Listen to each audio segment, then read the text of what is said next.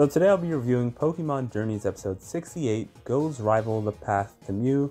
We finally got the episode everyone was waiting for with the return of Gary, all of Ash's old Pokemon, as well as the start of the Project Mew arc, so let's talk about it. So the episode gets right to it and we start off at Oak's lab where Ash and Go catch up with Professor Oak, who they haven't seen since episode 2, and Go gives him some documents from Professor Cerise, and after that Ash asks Go if it's his first time here, but Go says that he was here when he was 6 and talks about how they were held up because someone was late, and Ash ironically says yeah, some people are just like that, they probably just overslept. Something I found interesting though was the fact that Ash says when Go was 6, which kinda indicates that he wasn't 6 when Go was 6. Meaning that they aren't the same age, which makes sense. After that, Go talks about how meeting Mew on that day helped him discover his dream of meeting all Pokemon. Then Go shows Professor Oak his Pokédex, and then he asks Go if he's heard of Project Mew, and tells him that it's a team searching for Mew who are recruiting members, and how you need to complete all sorts of trial missions if you want to join them. And Oak says he would recommend Go, but Go says he doesn't want to and he'll pass because he doesn't like being part of a team, and trial missions don't sound too appealing to him, and him not wanting to be a part of a team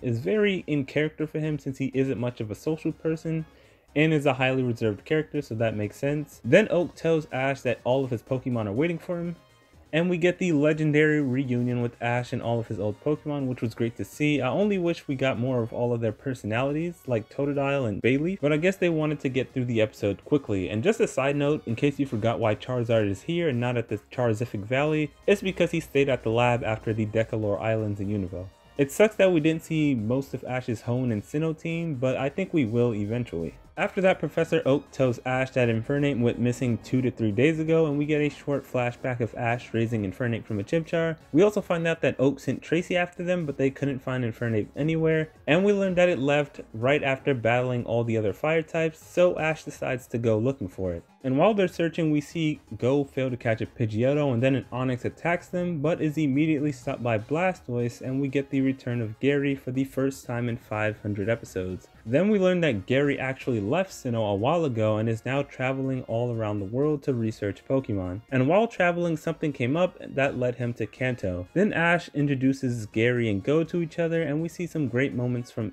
Ash and Gary's past. Then Gary says he was interested in seeing how skilled Go is as a trainer, since he would need to be at least as good as him if he wanted to be Ash's companion. Then Gary straight up just tells Go that he's not qualified to be Ash's companion, and I really like this scene of Gary standing up for Ash because it just shows you how much Gary respects Ash now as a trainer, since back in the day Gary would have been the one insulting Ash. Then Gary talks about how he's going after Moltres since he's figured out where it's going to be next. After analyzing a bunch of different factors, and Go says I could have done that too, which is definitely true since we've actually seen Go do it twice in the series, the first time with Lugia and then in episode 57 when he was searching for ice types. And then Gary asks Ash why he's here, and he says he's looking for Infernape who went missing. Then we get a brief flashback of Ash versus Paul in the Sinnoh League, and Gary says Infernape is probably headed to the valley where they are, so they should both leave. Then Gary says he wonders if Go can keep up with them. Then we get a small scene of Ash asking Gary what he's been up to since Sinnoh, and Gary says no mere rundown could ever do them justice. And I really wish we had a series like Pokemon Chronicles to showcase what Gary and all of Ash's other friends have been up to since their departure from Ash. I also like how Ash humbly says I've done some stuff too since then, which shows how humble he's become because the last time he met Gary he was bragging about the Orange Islands and the Battle Frontier, and this time after becoming champion all he says is that I've done some stuff too. After that they arrive at the valley where they expect Moltres to appear, and Gary talks about how whenever he went to the lab Infernape was always working hard to become stronger, and that maybe Infernape was aiming for greater heights and went in search of Moltres, who's a legendary fire type Pokemon, which makes sense since the last fire type Pokemon Infernape battle was Charizard, who's also a fire and flying type, so that would have been the perfect practice for Moltres, along with Talonflame who actually beat a Moltres in Kalos. And Gary talking about how Infernape was trying to reach greater heights makes me wonder if 1, Infernape will get some sort of new form or ability, or if 2, Infernape will actually travel with Ash in Pokemon Journeys. So after that Ash finally reunites with Infernape, and then we get the battle with Infernape versus Moltres, and I thought Infernape would do better since it's stronger than before since it had lots of practice with Ash's fire type Pokemon. But Moltres actually acted like a legendary and completely outdid Infernape. I thought it was weird that they changed Flare Blitz to look like a flame wheel and didn't give it the blue fire, but I guess they could always just fix that later.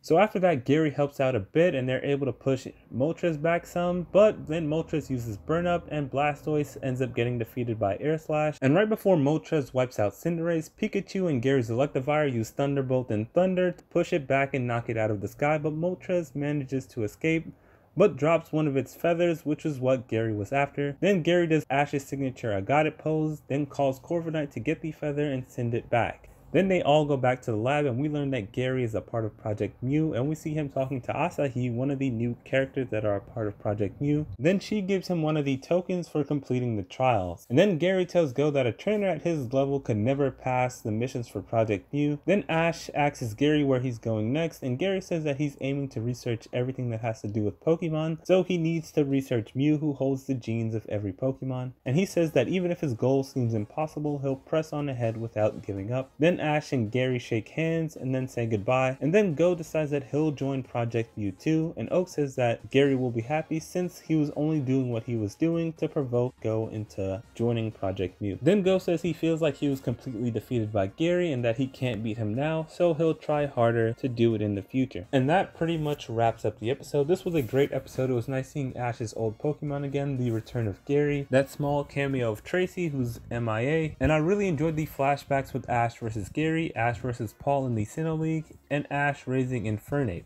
My only problem with the episode is that it was kind of fast paced. I wish we could have learned more about what Gary was up to. I think this episode should have been 2 episodes, seeing as how it was the first time we've seen Gary in over 500 episodes. We also didn't get much of Ash's old Pokemon and their personalities. And with all of the information and clues they were giving out, I thought the search for Infernape would take longer, but they found him in this same episode and probably too easily. I think the episode should have ended with them finding Infernape, and then we learned more about everything else in the following episode, including the Project Mew stuff.